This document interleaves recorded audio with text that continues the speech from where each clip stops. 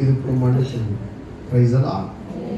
యోహాను గురించి దేవుని వాక్యం చెబుతుంది, యోహాను మండుచు ప్రకాశించు దీపమై ఉండెను.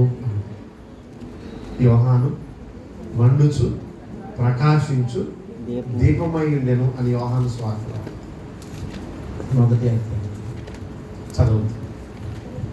ప్రియరా, దీపము నరుని ఆత్మ. ఈ నరుని ఆత్మ దీపమైనటువంటి నరుని ఆత్మ.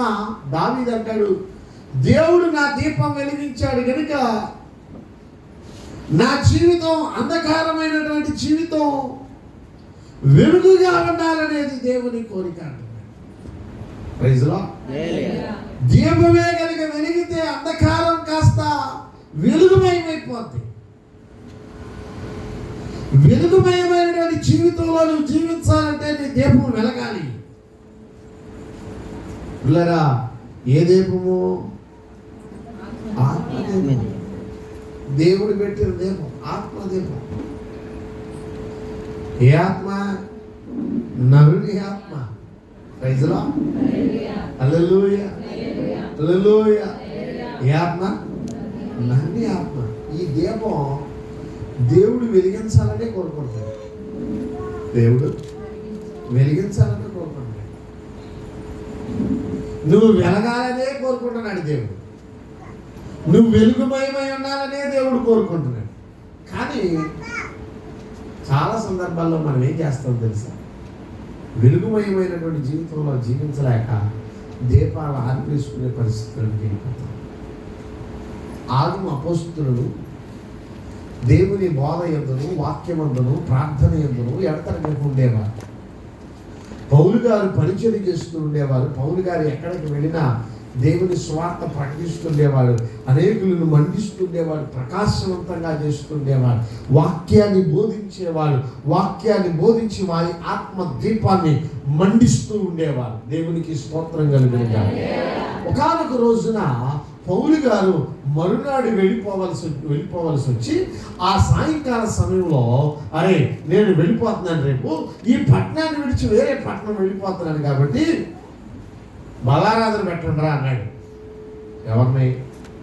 అక్కడ ఉన్నటువంటి శిష్యులను, సంఘ పెద్దలు. ఏం పెట్టమన్నాడు?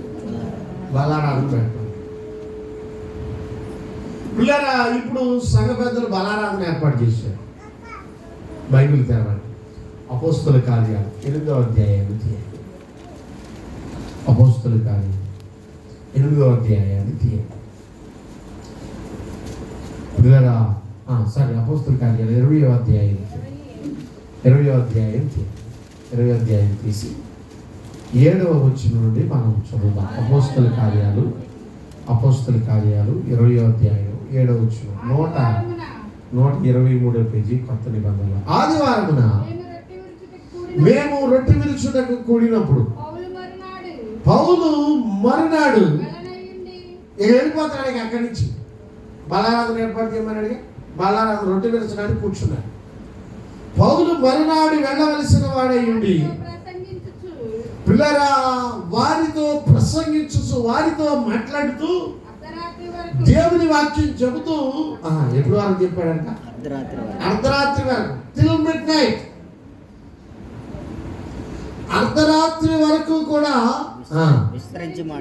విస్తరించి ఆ ఆత్మ వానికి వాక్శక్తిని అనుగ్రహించిన కొలది పౌలు గారికి దేవుని వాక్యము బోధిస్తూ ఉంది. పౌలులో ఉన్న దేవుని ఆత్మ, పౌలులో ఉన్న దేవుని ఆత్మ చెప్పమని చెప్పిన కొలది పౌలు గారు విస్తరించి మాట్లాడేస్తా ఉన్నాడంట. దేవునికి స్తోత్రం కలుగునుగాక. హల్లెలూయా. కొన్ని సందర్భాల్లో దేవుడు అంటాడు చెప్పు అంటాడు. ఆపేద్దాం అని అనిపించింది కానీ ఆపొద్దు కాదు. కారణం ఏంటో తెలుసా? మాట్లాడేది దేవుడు, చెప్పమన్నది దేవుడు, తలంపులు ఇచ్చింది దేవుడు, ఆలోచనలు ఇచ్చింది దేవుడు. ఎవరితోనూ మాట్లాడాలనుకుంటున్నాడు. So I cannot able to stop. నేను ఆపలేను. పౌలు గారికి కూడా ఇదే బాధ. కొంతమంది టైం చూసుకుంటుంటారు. ఏంటి పాస్టర్ గారు తిరిగి వచ్చినట్టు ఉంటాడు బాగా, నేనేం తినలా. స్తోత్రం, హల్లెలూయా. తిన్నా అక్కడ 2 గంటలు ఆగించేసరికి అరిగిపోదు. వదలలేడయ్యా, వదలడు అనుకున్నాడు. లేదు, దేవుడు వదలకపోతే నేనేం చేయను. పౌలు గారు మధ్యరాత్రి వరకు మాట్లాడాడంట. అప్పుడు ఆపాడంటే ఆపట్లేదు. మధ్యరాత్రి వరకు చదవడం మాట చదువు. అర్ధరాత్రి వరకు విస్తరించి మాట్లాడుచూ ఉండెను. పౌలు గారి వాక్యం అర్థమైతే మాట్లాడుచుండెను అంటే ఇంకా పని జరుగుతూనే ఉంది. అర్ధరాత్రి అయింది, అయినా మాట్లాడుతూనే ఉన్నాడు, ఇంకా చెబుతూనే ఉన్నాడు వాక్యం. స్తోత్రం. అంతలో ఏం జరిగింది? మేము కూడి ఉన్న మేడ గదిలో అనేక దీపాలు ఉన్నాయి. ఆత్మదీపాలు వెలిగిస్తున్నాడు ఇప్పుడు పౌలు గారు వాక్యం చెప్పి. ఇప్పుడు పరిశుద్ధాత్మదేవుడు రాయిస్తున్నాడు, మేము కూడి ఉన్న మేడ గదిలో అనేక మంది ఉన్నారల్లా. వాళ్ళు మండుతున్నారు కాబట్టి అక్కడ ప్రైజ్ ది లార్డ్. వాక్యంలో వెలిగించబడుతున్నారు కాబట్టి స్తోత్రం చెప్పండి. వాక్యంలో మండుతున్నారు కాబట్టి ఇప్పుడు మేము కూడి ఉన్న మేడ గదిలో చాలా మంది ఉన్నారు, అనేక మంది ఉన్నారని చెప్పాల. అక్కడ ఆత్మీయతలోనికి వెళ్ళిపోయాడు కనుక, ఆత్మీయ కోణంలోనికి వెళ్ళిపోయాడు కనుక, ఆత్మీయ సత్యాన్ని చెప్పాలి కనుక ఇప్పుడు పరిశుద్ధాత్మ దేవుడు రాయిస్తున్నాడు, మేము కూడి ఉన్న మేడ గదిలో అనేక దీపములు ఉండేను. అప్పుడు ఆ దీపంలో ఒక దీపము, అప్పుడు 5 అనబడిన యవనస్తుడు పౌలు చాలాసేపు అర్ధరాత్రైనా వదలట్లా, చాలాసేపు ప్రసంగించినందున టైం 2:30 అయిపోయింది. ఈయన వదలట్లా, బైబిల్ మూసేసాను. ఎప్పుడైనా చెప్పినా బైబిల్ తెరవట్లా, బైబిల్ మూసేసాను, వదలట్లా. నిదానంగా లేచాడు. ఎవరా పేరు? ఐదుకు చెప్పండి. పేరు ఐదు. ఇప్పుడు పేరు తెలవాలి. ఐదుకు పౌలు గారు వాక్యం చెప్తారన్నాడు.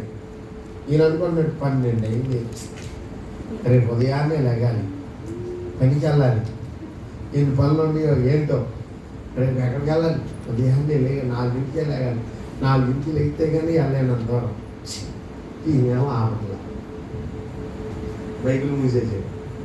బైబిల్ చెప్పండి, బైబిల్ మూసేసాడు.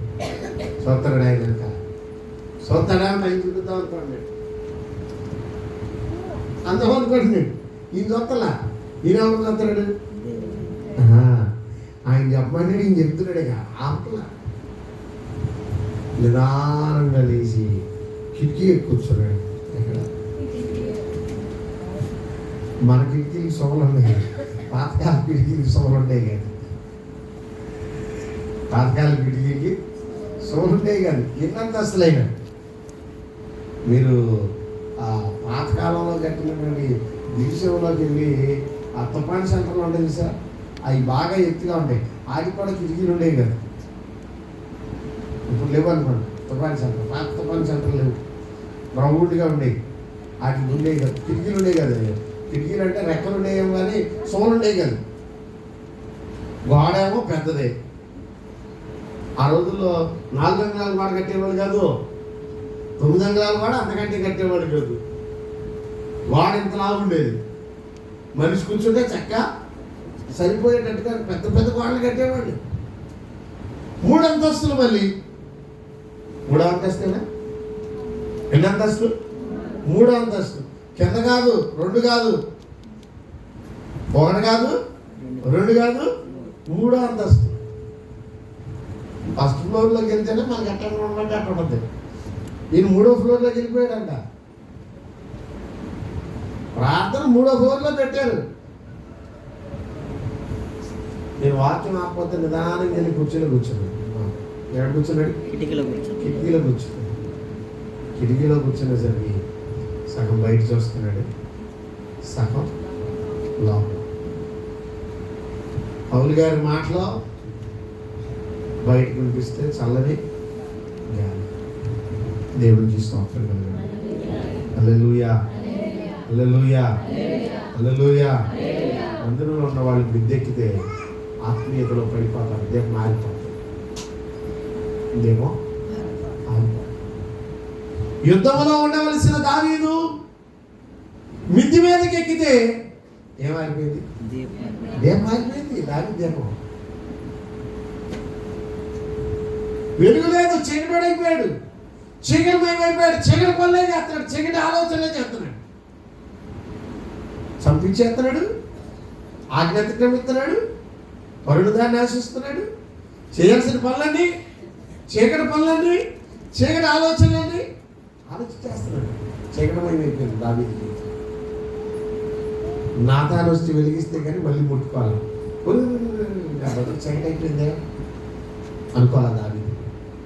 వినండి జాగ్రత్తగా, పిల్లల జాగ్రత్తగా వినండి. ఇప్పుడు ఈ 5 కలబడిన వాడు కిటికీ ఎక్కాడు. మిద్దె మీద ఏమెక్కాడు? కిటికీ ఎక్కాడు. దావీదు ఏ చూపు చూసాడో తెలియదు, 5కే చూపు చూపాడో తెలియదు. హల్లెలూయా. కానీ దావీదు కింద పడ్డాడనుంది. ఇలా దావీదు పిల్లరా చూపు చూసిన తర్వాత కలిగిన కారణం ఉంది. కానీ ఇతను చూపు చూసిన తర్వాత ఇతని గురించి అయితే చెప్పడానికి ఏమీ లేదు. 3వ అంతస్తు నుంచి డమేళ్ళు కింద పడ్డాడు.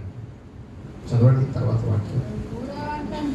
3వ అంతస్తు నుంచి క్రింద పడి చనిపోయిన వాడే.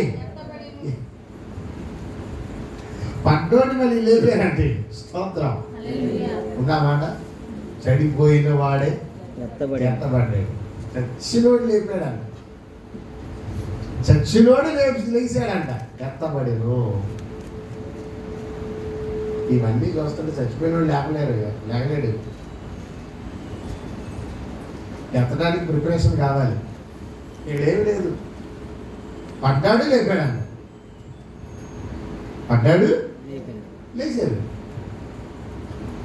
ఇలాగా చనిపోయిన వాడే లేకపోడ్డాడు.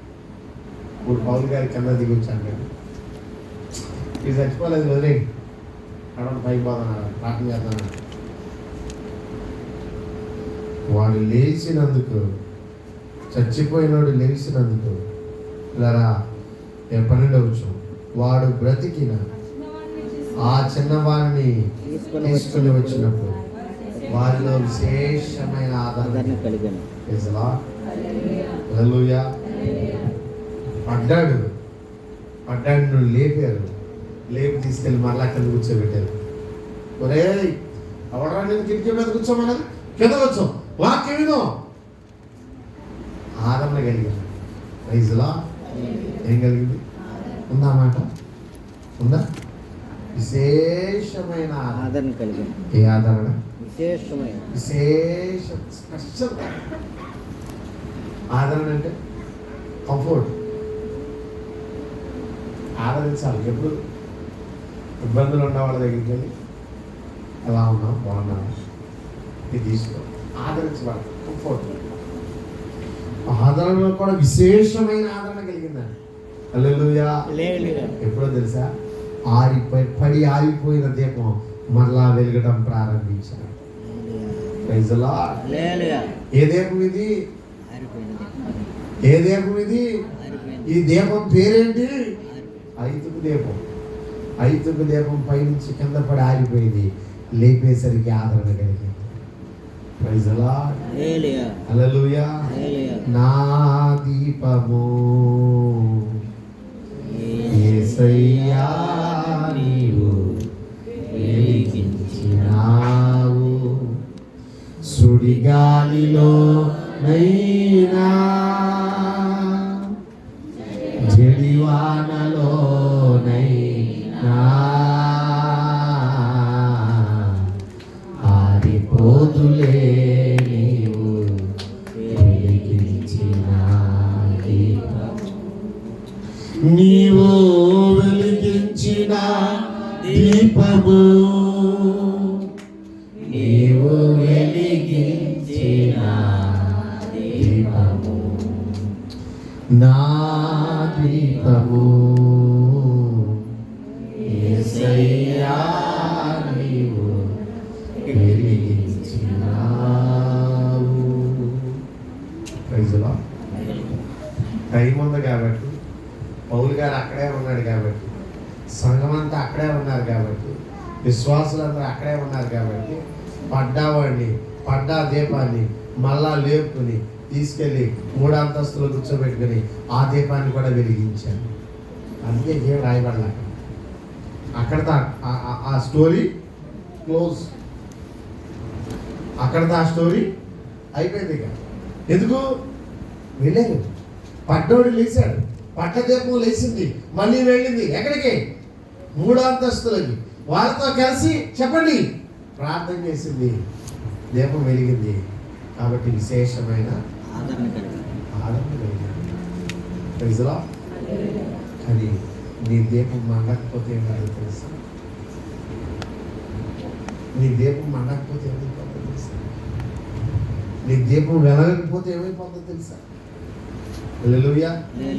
ఐతుకు అవకాశం ఉంది కాబట్టి పడిపోయినా మరలా తీసుకెళ్ళి మందిరంలో కూర్చోబెట్టి, మరలా తీసుకెళ్ళి సంఘంలో కూర్చోబెట్టి వెలిగించారు. నీ దీపం వెలుగుతుందా? ఆరిపోతుందా? నీ దీపం వెలుగుతుందా? ఆరిపోతుందా? ఆరిపోయే స్థితిలో ఉన్నావా? వెలిగే స్థితిలో ఉన్నావా? యేసుప్రభు ఒక మంచి మాట చెబుతాడు. ఇలాగా లూకాసు వార్త 12వ అధ్యాయంలో 35వ వచనంలో యేసుప్రభు ఒక మంచి మాట చెప్పారు. చదవండి. లూకాసు వార్త 12వ అధ్యాయంలో ఇలాగా 35వ వచనం. లూకాసు వార్త 12వ అధ్యాయం 35వ వచనం. మీ నడుములు కట్టుకొని కట్టుకోనండి. మీ దీపాలు ఏం చేయాలంట? మీ దీపాలు వెలుగుచుండనీయుడి. ఏం చేయాలంట? దీపం చెప్పండి. దీపం ఏం చేయాలంట? వెలుగుచుండనీయుడి. నడిమేమో కట్టుకోవాలి. దీపమేమో వెలుగునివ్వాలి. నడుము అంటే సిద్ధ మనస్సు అనబడిన నడుము అని బేసిక్ రాసిన పత్రికలో, మళ్ళీ ఇంకో సబ్జెక్ట్ కూడా బేసిక్ రాసిన పత్రికలో 6వ అధ్యాయంలో మీ నడుము కట్టుకోనండి. సిద్ధ మనస్సు అనబడిన నడుము కట్టుకోండి. సిద్ధ ఆలోచన అనబడిన నడుము కట్టుకోండి. గట్టిగా కట్టుకుని బయలుదేరా. సిద్ధ మనస్సు అనే నడుము కట్టుకుని బయలుదేరా. ఇప్పుడు అంటాడు దేవుని యేసుప్రభు అని చెప్తా అంటాడు 12వ అధ్యాయంలో 25వ వచనంలో, పిల్లరా 12వ అధ్యాయం 35వ వచనంలో యేసుప్రభు అంటాడు మీ నడుములేమో మీ దీపమేమో వెలుగు చూడండి. తమ ప్రభు పెండ్లి విందు నుండి వచ్చి తట్టగానే అతని తలుపు తీయుటకు అతడు ఎప్పుడు వచ్చునో అతని కొరకు ఎదురు చూచుచున్న మనుషులు ఎవరో. మనుషులు ఎదురు చూసే మనుషుల్లాగా ఉంటారు. మీ దీపం వెలగాలి. ప్రభు రాకడ ఎప్పుడు వస్తుందో తెలియదు. స్తోత్రం. ప్రభు రాకడ చెప్పండి. ప్రభు రాకడ ఎప్పుడు వస్తుందో ఎవరికి స్తోత్రం కలుగునుగా. హల్లెలూయా. ప్రభు యేసు రాకడ సమీపముగానున్నది. సిద్ధపడుమో క్రైస్తవుడా, సిద్ధపడుమో సోదరుడా. ప్రభు యేసు రాకడ సమీపముగానున్నది. సిద్ధపడుమో సోదరుడా, సిద్ధపడుమో.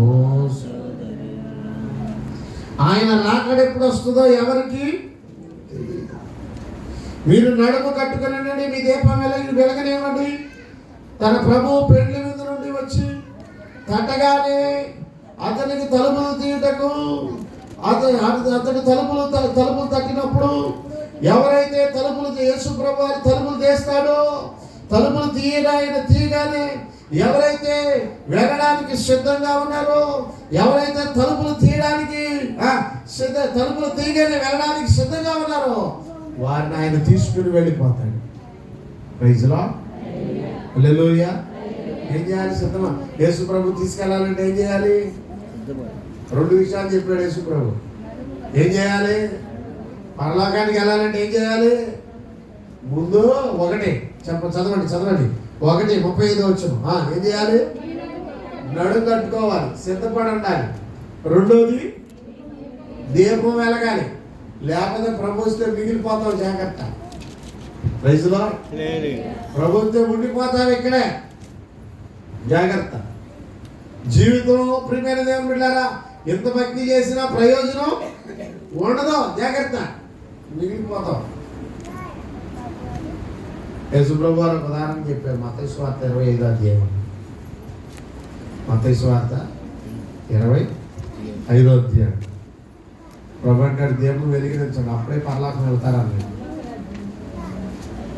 పరలోకం వెళ్ళాలంటే దీపం వెలగాలి, వెలిగితేనే వెళ్తాం, లేకపోతే వెళ్ళలేము. మత్తయి సువార్త 25వ అధ్యాయం.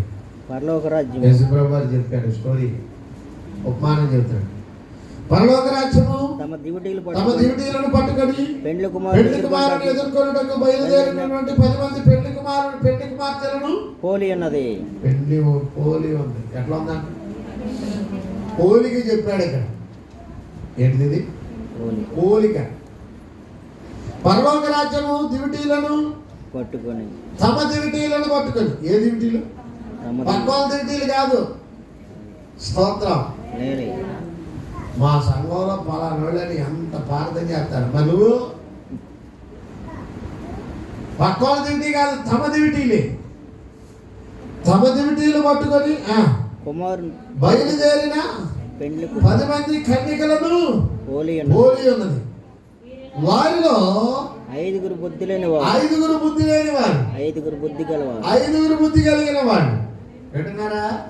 పరలోకంలో వాళ్ళకి 2 గుంపులు చేశాడు ఇక్కడ ప్రభు. ఒకడేమో బుద్ధి కలిగిన గుంపు, ఇంకో గుంపు ఏమో బుద్ధి లేని గుంపు. 5 బుద్ధి కలిగిన వాళ్ళు, 5 బుద్ధి లేని వాళ్ళు. బుద్ధి లేని దగ్గర బిద్దులోనాడా అన్నాం అనుకో, ఏముండదు. మామూలుగా ఫస్ట్ గారు నన్ను ఇంత మాట అంటాడంటే నేను అంటలా, ప్రభు అంటే స్తోత్రం, హల్లెలూయా. బుద్ధి కలిగిన వాళ్ళు ఎట్లుంటాడో చెబుతున్నాడు, బుద్ధి లేని వాళ్ళు ఎట్లుంటా కూడా చెబుతున్నాడు. చదవండి.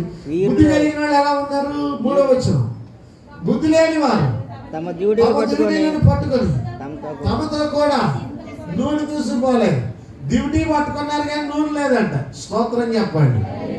దివిటీ ఉంది కానీ ఏమి లేదు, చెప్పండి. దివిటీ ఉంది కానీ ఏమి లేదు, నూనె లేదు. దివిటీ ఉంది కానీ ఏమి లేదు, నూనె లేదు. వీళ్ళు ఎవరో బుద్ధి లేనివాడు. వింటున్నారా? వీళ్ళు ఎవరో బుద్ధి లేనివాడు.